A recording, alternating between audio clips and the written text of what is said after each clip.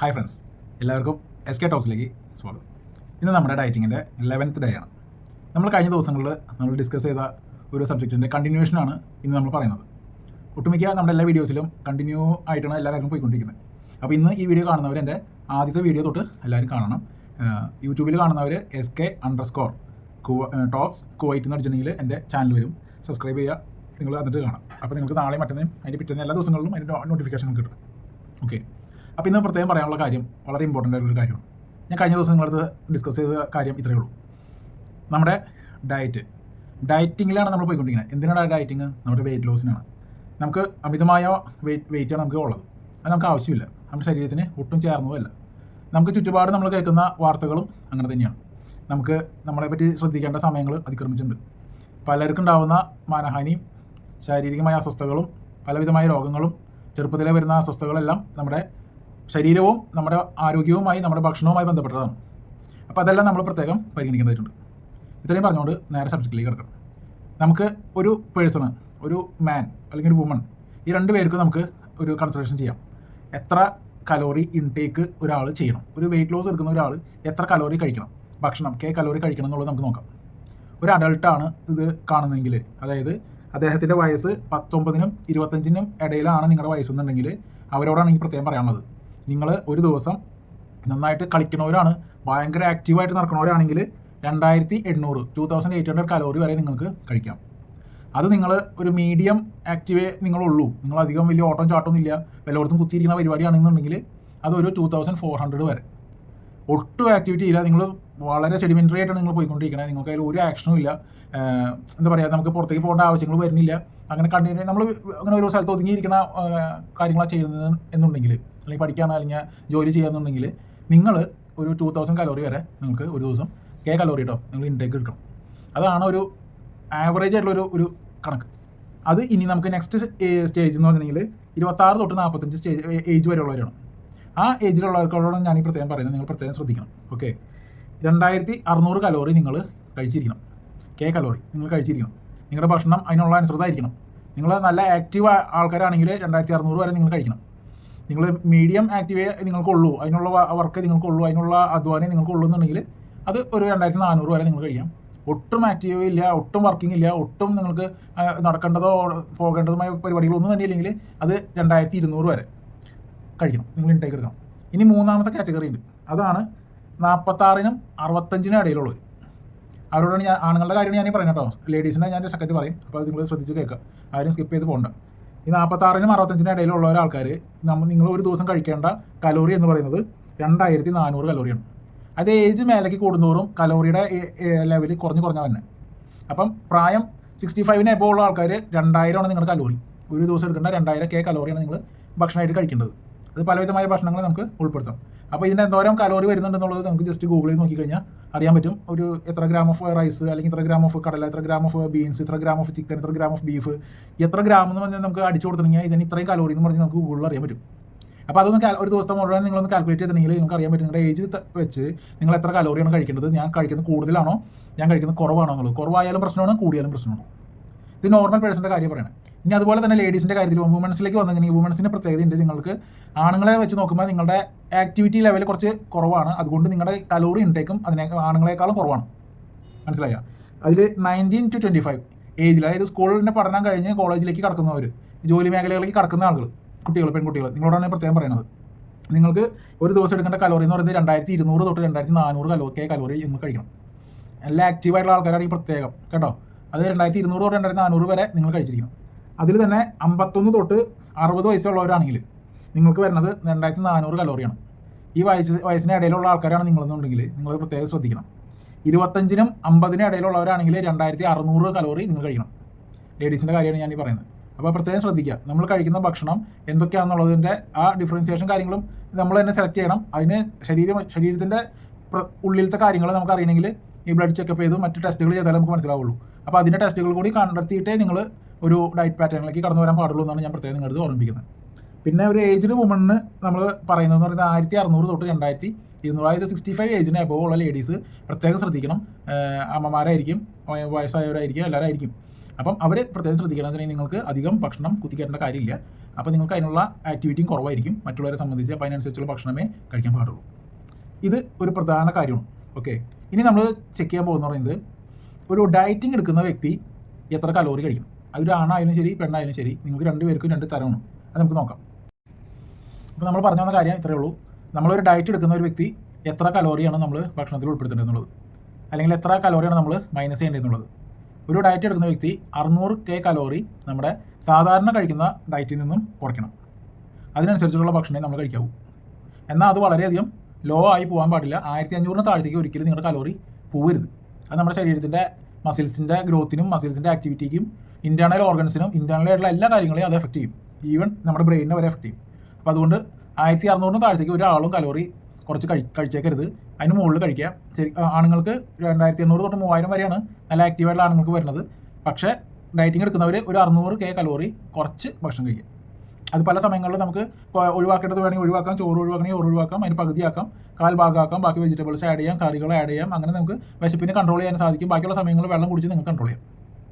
ഇതാണ് മെയിനായിട്ട് നമുക്ക് വരുന്നത്. ഇനിയിപ്പോൾ ഒരു ഡയറ്റ് എടുക്കുന്ന ഒരു വ്യക്തിക്ക് എന്തെല്ലാം കഴിക്കാം, അതാണ് നമ്മൾ ഡിസ്കസ് ചെയ്യാൻ പോകുന്നത്. ഇപ്പോൾ നമ്മൾ ഡയറ്റിങ്ങിലാണ്, നമ്മൾ വെയിറ്റ് ലോസ് ചലഞ്ചിലാണ് നമ്മൾ ആണെങ്കിൽ, ഇപ്പോൾ നമ്മുടെ വെയിറ്റ് ലോസ് ചലഞ്ചിൽ കൂടെയാണ് നിങ്ങൾ പോയിക്കൊണ്ടിരിക്കണമെങ്കിൽ നമുക്ക് മെയിനായിട്ടും കുറച്ച് ശ്രദ്ധിക്കേണ്ട കാര്യങ്ങളുണ്ട്. അതിൽ ഒന്നാമത്തെ കാര്യം എന്ന് പറയുന്നത് നമ്മൾ കഴിക്കുന്ന ഭക്ഷണത്തിൻ്റെ അളവാണ്.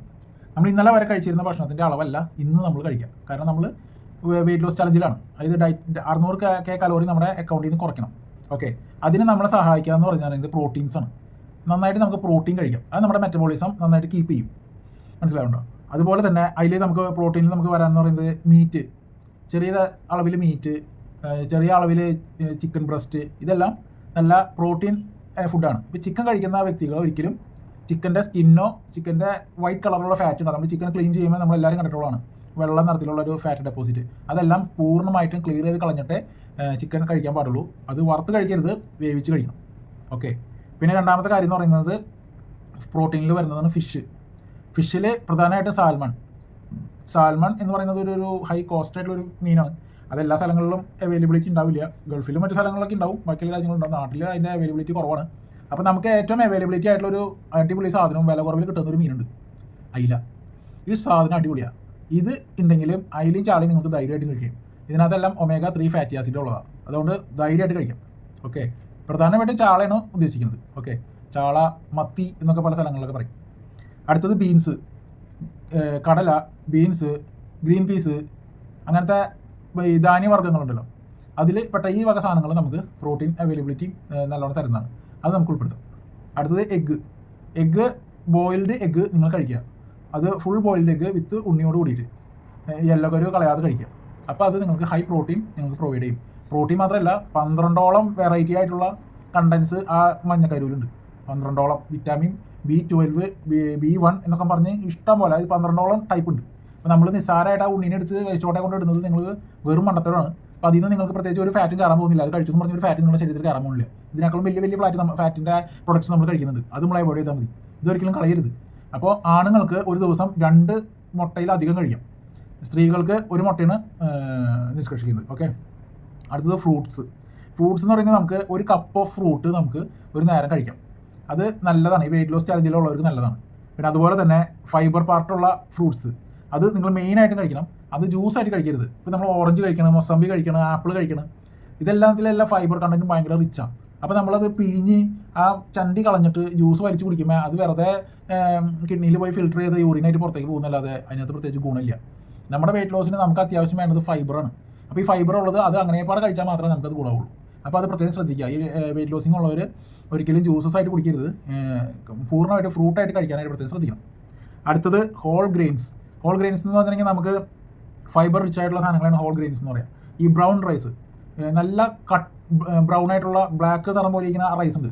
അത് വേവിച്ച് കഴിഞ്ഞിട്ടുണ്ടെങ്കിൽ നല്ല ചോവാന്നിരിക്കും ചോറ്. അത് നിങ്ങൾക്ക് കഴിക്കാം. അതിനകത്ത് അത്യാവശ്യം നല്ല ഉമിയും കാര്യങ്ങളൊക്കെ ഉണ്ട്. മറ്റേത് അരിയും കാണുമ്പോൾ ഉമിയുള്ളത് തോന്നിയാലും വെള്ളത്തിലിട്ട് 4 കഴുകൽ കഴുകി കഴിഞ്ഞാൽ ഉമി ഏത് വഴിക്ക് പോയി എന്ന് മനസ്സിലാവില്ല. ആ നിറം അങ്ങോട്ട് പെയിൻ്റ് അങ്ങോട്ട് പോകും. പിന്നെ അരി വെളുത്തിരിക്കും. അപ്പോൾ അതുകൊണ്ട് വലിയ കാര്യമൊന്നുമില്ല. അപ്പോൾ അത് മാക്സിമം ഒഴിവാക്കി വിട്ടിട്ട് ബ്രൗൺ റൈസിലേക്ക് നിങ്ങൾ ഫോക്കസ് ചെയ്യുക. അതിൽ തന്നെ പിന്നെ വരുന്നത് ഹോൾ വീറ്റ് ബ്രെഡ്. അതായത് മിൽക്ക് ബ്രെഡ് അല്ല ഉദ്ദേശിക്കുന്നത്, ഹോൾ വീറ്റ് എന്ന് പറയാം. അത് നിങ്ങൾ കടയിൽ ചോദിച്ചാൽ നിങ്ങൾക്ക് അവർ പറയും ശരിക്കും ഒരു ബ്രൗൺ നിറത്തിൽ ഇരിക്കുന്ന ബ്രെഡാണ് പറയുന്നത്. അതിനകത്ത് മധുരമൊന്നും ഉണ്ടാവില്ല. മറ്റേതിൽ മിൽക്ക് സോളിഡ്സും പിന്നെ ഷുഗറും എല്ലാം ഉൾപ്പെടുത്തിയിട്ടാണ് മിൽക്ക് ബ്രെഡ് ഉണ്ടാക്കുന്നത്. അപ്പോൾ അത് ഇത് തമ്മിൽ ആന ഉറുമ്പ് വ്യത്യാസമുണ്ട്. അപ്പോൾ ഡയറ്റ് എടുക്കുന്നവർ വീറ്റ് ബ്രെഡ് കഴിക്കാനായിട്ട് പ്രത്യേകം ശ്രദ്ധിക്കുക. ഹോൾ വീറ്റ് ബ്രെഡ് കഴിക്കാൻ ശ്രദ്ധിക്കണം. ഓക്കെ. പിന്നെ നിങ്ങൾക്ക് ഓട്സ് കഴിക്കാം. ഈ ഓട്സ് ഹോൾ ഗ്രെയിൻ ഓട്സ് ഉണ്ട്. ഓട്സിനെ ശരിക്കും ഇങ്ങനെ ചർച്ച പോലെ ഉള്ള ഓട്സ് ഉണ്ട്. അത് നിങ്ങൾക്ക് കഴിക്കാം, നിങ്ങൾക്ക് നല്ലതാണ് കേട്ടോ. പിന്നെ വരുന്നതെന്ന് പറയുന്നത് ഈ low amount of unsaturated fat വരുന്ന ഒലിവ് ഓയിൽ. ഈ ഒലിവ് ഓയിൽ നമുക്ക് അൺസാച്ചുറേറ്റഡ് ഫാറ്റ് എന്ന് പറഞ്ഞാൽ നമ്മുടെ ശരീരത്തിലെ ഈ LDL കൊളസ്ട്രോളിനെ കുറയ്ക്കാൻ സഹായിക്കുന്നതാണ്. അതായത് നമ്മുടെ ശരീരത്തിലെ ചീത്ത കൊളസ്ട്രോളിനെ കുറയ്ക്കുന്നതാണ് ഈ അൺസാച്ചുറേറ്റഡ് ഫാറ്റ് എന്ന് പറയുന്നത്. അതിൽ പെടുന്നതാണ് ഒലിവ് ഓയിൽ, കോക്കനട്ട് ഓയിൽ. അതിൽ കോക്കനട്ട് ഓയിലിനെ നമ്മൾ കോമൺലി നമ്മൾ നാട്ടിൽ യൂസ് ചെയ്യുന്നതാണ്. മറ്റു സ്ഥലങ്ങളിലും കോക്കനട്ട് ഓയിൽ യൂസ് ചെയ്യുന്നുണ്ട്. അതിൽ പുറമെ അതിൽ ഏറ്റവും കൂടുതൽ നമുക്ക് ഉപയോഗിക്കാൻ നല്ലത് ഒലിവ് ഓയിലാണ്. ഓക്കെ. അടുത്തത് പിന്നെ പറയുന്നത് നട്ട്സാണ്. നട്ട്സ് ഈ ഡേറ്റ്സ്, ബദാം, പിസ്ത അങ്ങനത്തെ ഉള്ള നട്ടുകളുണ്ടല്ലോ, ഡ്രൈ നട്ട്സ്, അതൊക്കെ നമ്മുടെ ഈ പ്രോട്ടീൻ ഇത് കൂട്ടാനായിട്ട് നമ്മളെ സഹായിക്കുന്നതാണ്. പിന്നെ അവക്കാഡോ എന്ന് പറയുന്ന ഒരു പഴം, അത് നിങ്ങളുടെ ഭക്ഷണത്തിൽ ഉൾപ്പെടുത്തിയാൽ നല്ലതാണ്. അതിനധികം മധുരമൊന്നുമില്ല. നമ്മൾ ഇങ്ങനെ എടുത്ത് കഴിക്കുമ്പോൾ നമുക്ക് അത്രയ്ക്ക് ഒരു സുഖം തോന്നില്ല. ശരിക്കും മധുരം കുറവുള്ള സാധനങ്ങൾ നമ്മുടെ ശരീരത്തിന് ഏറ്റവും ഗുണം കൂട്ടേ ഉള്ളൂ. പറയാൻ മനസ്സിലാവണ്ട. മധുരം കൂടുതലുള്ള ഇതുകൾ കഴിച്ചു കഴിഞ്ഞാൽ അതിന് നമുക്ക് അത്രയ്ക്കും വലിയ ഗുണം നമ്മുടെ ശരീരത്തിന് കിട്ടാനും മുകളിലെ ഷുഗറിൻ്റെ ലെവൽ കൂടുകയും ചെയ്യും. മധുരം എത്ര കുറഞ്ഞിരിക്കണോ അത് അത്രയ്ക്കും നല്ലതാണ്. ഇപ്പോൾ ഈ പാവയ്ക്ക, നെല്ലിക്ക അങ്ങനത്തെ സാധനങ്ങളൊക്കെ ഭയങ്കര കയ്പും കാര്യങ്ങളായിരിക്കും. പക്ഷേ അത് നമുക്ക് ശരീരത്തിന് അത്രയും നല്ലതാണ്. അപ്പോൾ അത് പ്രത്യേകം ശ്രദ്ധിക്കണം. അടുത്തത് ഡയറി പ്രോഡക്ട്സിൽ നമുക്ക് എന്തെല്ലാം കഴിക്കാം? പാല്, ചീസ്, പിന്നെ യോഗേർട്ട്, ഈ വക സാധനങ്ങൾ നമുക്ക് കഴിക്കാം. അതിൽ പ്രത്യേകം ശ്രദ്ധിക്കണം എന്ന് പറയുന്നത് എല്ലാം ലോ ഫാറ്റ് ആയിരിക്കണം മാത്രം. അതാണ് ഇതിൻ്റെ മെയിൻ. ലോ ഫാറ്റിലാണ് എല്ലാ കാര്യങ്ങളും ഇരിക്കുന്നത്. മിൽക്ക് തന്നെ 3 ടൈപ്പ് ഉണ്ട്: low fat, medium fat, full fat. ചുമപ്പ് അടപ്പ്, അതായത് റെഡ് അടപ്പനായിട്ട് വരുന്നതാണ് ലോ ഫാറ്റിൽ വരുന്നത്. അപ്പോൾ അത് പ്രത്യേകം അത് ശ്രദ്ധിച്ച് മേടിച്ച് കഴിക്കാനായിട്ട് ശ്രമിക്കാം. അതിൽ ഷുഗർ വളരെ ലോ ആയിട്ട് യൂസ് ചെയ്യാം. ഓക്കെ. പിന്നെ മെയിനായിട്ട് നമ്മുടെ വെയിറ്റ് ലോസിൽ നമ്മൾ ശ്രദ്ധിക്കേണ്ട കാര്യം എന്ന് പറയുന്നത് ഡ്രിങ്ക് പ്ലെൻറ്റി ഓഫ് വാട്ടർ. ധാരാളം വെള്ളം കുടിക്കണം. വെള്ളം കുടിക്കുന്നതിന് ഒരു അളവ് വേണ്ട. ശരിക്കും ഒരു അഡൾട്ട് യങ് മാനിന് പറയുന്നത് പറയുന്നത് 3.7 ലിറ്റർ വെള്ളമാണ് ഒരു ദിവസം പറയുന്നത്. നല്ല വർക്ക് ചെയ്യണ ആരോഗ്യമുള്ള ഒരു യുവാവിന് പറയുന്നത്.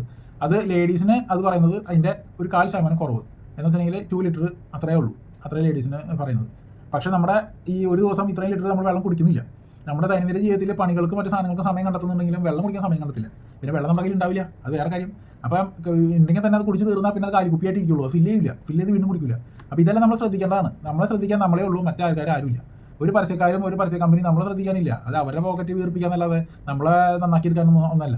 അപ്പോൾ നമ്മുടെ കാര്യങ്ങൾ നമ്മൾ തന്നെ നോക്കണം. വെള്ളം ധാരാളമായിട്ട് കുടിക്കുക, നന്നായിട്ട് മൂത്രമൊഴിച്ച് പോട്ടെ. ഇപ്പോൾ കല്ലുകളും കിഡ്നി സ്റ്റോണും പിന്നെ മറ്റ് ഇൻഫ്ലമേഷൻസും കാര്യങ്ങളൊക്കെ ഉണ്ട്, ലിവറിൽ പ്രശ്നങ്ങളൊക്കെ ഉള്ള ലിവർ ഫാറ്റി ലിവറും കാര്യങ്ങളൊക്കെ ഉള്ള ആൾക്കാരൊക്കെ ആണെങ്കിൽ നന്നായിട്ട് വെള്ളം കുടിച്ച് നല്ല ക്ലിയർ ആക്കണം.